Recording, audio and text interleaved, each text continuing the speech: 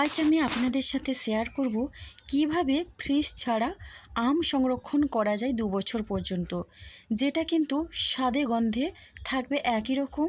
সারা বছর কিন্তু আম আপনারা এইভাবে সংরক্ষণ করে খেতে পারেন। তো নমস্কার বন্ধুরা, মনীষা রান্নাঘরে সবাইকে স্বাগত। আজকে আমি কোনো রান্নার ভিডিও নিয়ে আসিনি, আজকে আমি আম সংরক্ষণ পদ্ধতি করব, তো সেই পদ্ধতিটা আপনাদের সাথে শেয়ার করব। তো এখানে আমি নিয়েছি 1.5 কেজির মতো কাঁচা আম। আর আমগুলো কিন্তু সাথে সাথে গাছ থেকে পাড়া হয়েছে।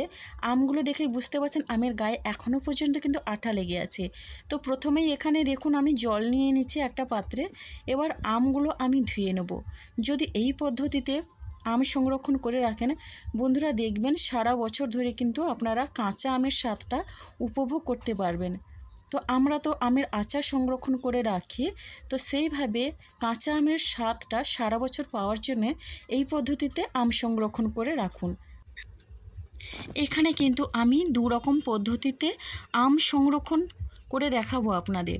এগুলো কিন্তু কেরালার বিখ্যাত একটা সংরক্ষণ পদ্ধতি, তবে ভুলভাল পদ্ধতির জন্য কিন্তু আম খুব তাড়াতাড়ি নষ্ট হয়ে যায়। তবে আজকে আমি যে পদ্ধতি শেয়ার করছি অবশ্যই আপনারাও কিন্তু এইভাবে করবেন, দেখবেন কাঁচা আমের স্বাদ আপনারা সারা বছর উপভোগ করতে পারবেন।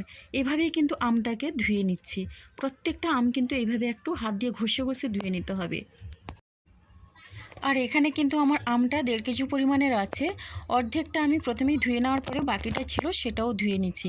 এবার এখানে কিন্তু সমস্ত আম বেশ ভালোভাবে দুবারে আমি ধুয়ে নিলাম।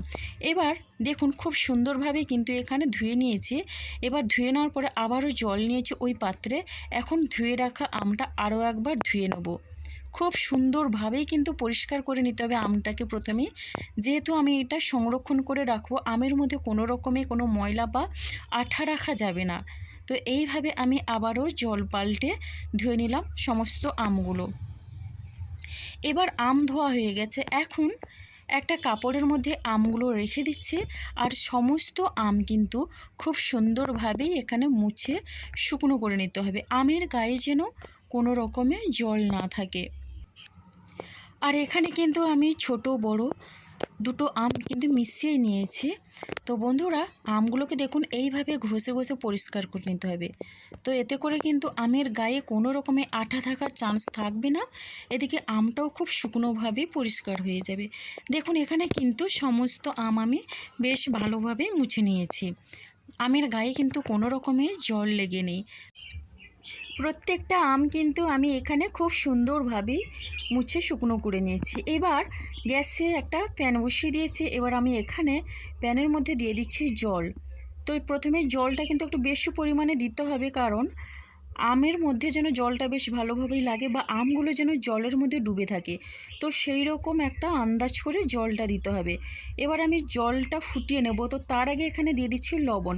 এখানে আমি 50 গ্রাম পরিমাণে লবণ নিয়েছি। লবণটা আমি জলের মধ্যে দিয়ে দিচ্ছি আর লবণটা দিয়ে বেশ ভালোভাবে মিশিয়ে নেব। তো এই পদ্ধতিতে যদি আপনারা আম সংরক্ষণ করে রাখেন, দেখবেন গ্যারান্টি দিয়ে বলতে পারি আপনারা কিন্তু 2 বছর ধরে বা তার থেকেও বেশি আপনারা সংরক্ষণ করে রাখতে পারবেন। এবার দেখুন জলটা কিন্তু খুব সুন্দরভাবেই ফুটছে। তো এইভাবে প্রথমেই জলটাকে ফুটিয়ে নিতে হবে। এবারে আমি গ্যাসটা বন্ধ করে দেব। এখন আমি জলটাকে ঠান্ডা করতে রেখে দেব। এখানে দেখুন জলটা ফুটে ওঠার পরে কিন্তু অনেকটা কমে গেছে।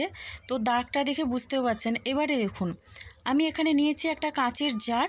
তো সংরক্ষণের জন্য কিন্তু অবশ্যই কাঁচের জারের প্রয়োজন।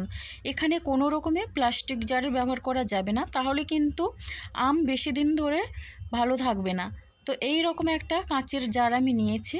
আর জারটাকে কিন্তু ধুয়ে বেশ ভালোভাবেই মুছে আমি শুকনো করে নিয়েছি। এখন আমি আমগুলো জারের মধ্যে দিয়ে বেশ ভালোভাবেই সাজিয়ে নেব, যেন সমস্ত আমগুলো জারের মধ্যেই ঢুকে যায়। আম কিন্তু এখন পাকা হতে শুরু করেছে। তো এই পদ্ধতিতে আপনারা খুব তাড়াতাড়ি কিন্তু সংরক্ষণ করে রেখে দিতে পারেন। বন্ধুরা, যদি এই পদ্ধতিটা ভালো লেগে থাকে তাহলে অবশ্যই লাইক কমেন্ট এবং শেয়ার করে আর সাবস্ক্রাইব করে আমার পাশে থাকবেন। সমস্ত আমগুলো কিন্তু আমি জারের মধ্যে রেখে দিয়ে এখানে বেশ কয়েকটা নিয়েছি কাঁচা লঙ্কা, আর কাঁচা লঙ্কাগুলো আমি দিয়ে দিচ্ছি, দারুণ হয় ফ্লেভারটা কিন্তু। তো বন্ধুরা এবার আমি কিন্তু আমগুলো সাজিয়ে কাঁচা লঙ্কা দেওয়ার পরে এবারে জলটা নিয়ে নিয়েছি। জলটা কিন্তু খুব সুন্দরভাবে ঠান্ডা হয়ে গেছে। আর হ্যাঁ, কোনো রকমে কিন্তু এখানে গরম জলের ব্যবহার করা যাবে না, তা না হলে কিন্তু আমগুলো সেদ্ধ হয়ে যাবে আর সংরক্ষণ কিন্তু ভালো হবে না, আমগুলো নষ্ট হয়ে যাবে। এবার আমি জল দিয়ে দিচ্ছি, একেবারে জারটা ভর্তি করে কিন্তু জলটা দিয়ে দিতে হবে। এবারে দেখুন এখানে কিন্তু জারটা একেবারে ভর্তি করে নিয়েছি। এবারে আমি এই জারটার মুখটা বন্ধ করে দেব। তো এই রকম পদ্ধতিতে আপনারা সংরক্ষণ করে দেখবেন, ভীষণই সুন্দর লাগবে। অবশ্যই আপনারা 2 বছর ধরে সংরক্ষণ করে আম খেতে পারবেন। তো এটা হলো এক রকমের পদ্ধতি। তো বন্ধুরা আমি আরও একটা পদ্ধতি আপনাদের সাথে শেয়ার করছি, খুবই সহজ একটা পদ্ধতি, কোনো রকমের ঝামেলা নেই। তো এটা আমি সাইড করে রেখে দিলাম। এবার আরেকটার জন্যে এখানে জল গরম করতে দিয়ে দিয়েছি, আর দিয়ে দিচ্ছি এখানে 1 চামচ পরিমাণে লবণ। যেহেতু এখানে আমার আমের পরিমাণটা একটু কম আছে, লবণটা দিয়ে আমি এই জলটাকে বেশ ভালোভাবে ফুটিয়ে গরম করে নেব। আর তারপরে কিন্তু ঠান্ডা করে আমি ফিরে আসছি, আমি কিন্তু পুরোটাই দেখাচ্ছি না। তো দেখুন এখানে কিন্তু নিয়েছি এখানে 3টে আম। তো এই সাইজের আমি 3টে আম নিয়েছি, আমগুলো কিন্তু বেশ বড়। আর এটা কিন্তু বেশ ভালোভাবেই ধুয়ে নেব। তো আমগুলো ধুয়ে একই রকম পদ্ধতিতে আমগুলো মুছে একেবারে শুকনো করে নিতে হবে। দেখুন এই আমগুলোর গায়ে কিন্তু আঠা লেগে আছে, সব আমগুলো কিন্তু আমার গাছেরই আম, সাথে সাথে আমগুলোকে পাড়া হয়েছে। খেয়াল রাখতে হবে কোনো রকমের যেন আমের গায়ে আঠা লেগে না থাকে। এবার এখানে কিন্তু আমগুলো ধুয়ে নেওয়ার পরে আমগুলোকে বেশ ভালোভাবে আমি মুছে নেব। এখানেও একই রকমভাবে দুবার আমি জল পাল্টে পাল্টে আমটাকে ধুয়ে নিয়েছি।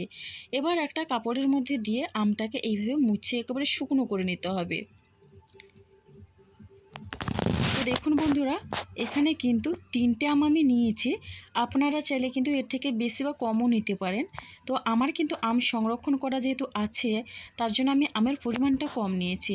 তো দেখুন এবারে এই আমগুলোকে আমি কেটে নেব। ফ্রিজ ছাড়া কিন্তু বন্ধুরা আপনারা এই পদ্ধতিতে আম সংরক্ষণ করে রাখতে পারেন, কোনো রকমে কিন্তু আম নষ্ট হবে না। তো এই আমগুলোর যেহেতু আঁটি হয়ে গেছে, আঁটিটা একটু শক্ত, তার জন্য আমি ছুরি দিয়ে কাটতে পারি না, বঁটি দিয়ে কেটে নিচ্ছি। আর এই রকম একটু আঁটি দেখে আম নিলে কিন্তু আমটা খুব সুন্দরভাবে সংরক্ষণ করা যায়। তো এখন কিন্তু আমের এই দানাটা বের করে দিতে হবে। আর দেখুন আমের আঁটির মধ্যে একটা কাগজের মতো অংশ থাকে, সেটাও কিন্তু বের করে দিতে হবে।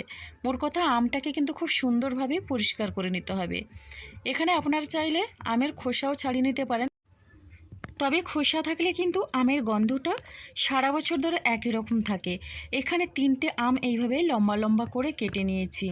তো দেখুন এখানে কিন্তু এই লম্বা আমগুলো দিয়ে আমি করছি, সেই রকম আপনারা চাইলে কিন্তু এখানে ছোট যে কোনো আমকে কিন্তু এইভাবে লম্বা বা আরেকটু ছোট ছোট করে কেটে নিয়েও আমটা সংরক্ষণ করে রাখতে পারেন। তো আমি এখানে আবারও একটা কাঁচের জার নিয়েছি, এবার জারের মধ্যে আমের এই পিসগুলোকে সাজিয়ে দিচ্ছি। সমস্ত আমের পিসগুলোকে কিন্তু খুব সুন্দরভাবে একটু জায়গা করে নিয়ে কিন্তু সাজাতে হবে। দেখুন এইভাবে করে আমি একটু চেপে চেপে সাইড করে আমের পিসগুলোকে সাজিয়ে নিচ্ছি। আর যেহেতু আমার এই জারটা একটু ছোট, দেখুন এখানে কিন্তু আমের পিসগুলোকে সাজানোর পরে একটা দুটো পিস কিন্তু আমি কেটে একটু ছোট করে নিয়েছি। এইভাবে করে আমি আমের পিসগুলো কিন্তু সাজিয়ে নিলাম। এবারে আমি যে জলটা গরম করে নিয়েছিলাম, ওই জলটা কিন্তু গরম করে নেওয়ার পরে আমি এখানে ঠান্ডা করে আমের মধ্যে কিন্তু দিয়ে দিচ্ছি। একই রকমভাবে এই জারটাকেও আমি ভর্তি করে দিলাম, তবে এখানে কিন্তু আমি কাঁচা লঙ্কার ব্যবহার করিনি, চাইলে আপনারা ব্যবহার করতে পারেন। এবারে দেখুন এর ঢাকনাটা দিয়ে কিন্তু মুখটা বন্ধ করে দেবো। এইভাবে করে বন্ধুরা আপনারা কিন্তু সারা বছর আম সংরক্ষণ করে রাখতে পারেন। আর কেমন লাগলো এই সংরক্ষণ পদ্ধতিটা অবশ্যই একটা কমেন্ট করবেন। আপনাদের একটা মিষ্টি কমেন্ট কিন্তু আমাকে অনেকটা উৎসাহ দেয় নতুন নতুন ভিডিও বানানোর জন্য বা রেসিপি বানানোর জন্য। তাহলে আজকের এই সংরক্ষণ পদ্ধতিটা বন্ধুরা আমার এই পর্যন্ত, আর আগামীকাল আসবো আবারও একটা নতুন ভিডিও নিয়ে। তো দেখে বুঝতে পারছেন কতটা সুন্দর হয়েছে সংরক্ষণ পদ্ধতিটা। তাহলে বন্ধুরা আপনারা সবাই সুস্থ থাকুন, ভালো থাকুন, অসংখ্য ধন্যবাদ আর অনেক অনেক ভালোবাসা রইল। আজকের মতো টাটা।